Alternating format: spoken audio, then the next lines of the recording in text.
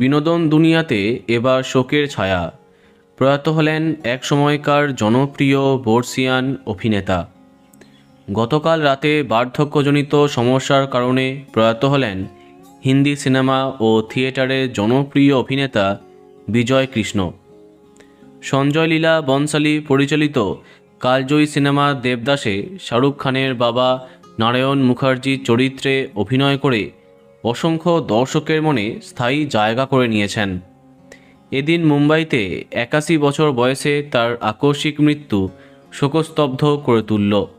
2002 সালে মুক্তিপ্রাপ্ত দেবদাস তার সবচেয়ে জনপ্রিয় কাজ, তবে সিনেমার পাশাপাশি থিয়েটারে অতীব জনপ্রিয় ছিলেন বিজয় কৃষ্ণ। তার অভিনীত জনপ্রিয় সিনেমাগুলি হল দেবদাস, গুজারিশ, পিকে, গান্ধী প্রভৃতি। তবে অনেকেই হয়তো জানত না, অভিনয় জগতের বাইরে অভিনেতা বিজয় কৃষ্ণের আরও একটি বড় পরিচয় হল তিনি ছিলেন বিশিষ্ট শিল্পপতি রতন টাটার পরিবারের আত্মীয়। এদিন তার প্রয়াণে শোক জ্ঞাপন করেছেন বলিউডের বহু তারকা এবং থিয়েটার জগতের ব্যক্তিত্বরা। এদিন দীর্ঘ রোগভোগের পরে 81 বছর বয়সে ইহলোক ত্যাগ করলেন অভিনেতা বিজয় কৃষ্ণ। বন্ধুরা, ভিডিওটি এইটুকুই।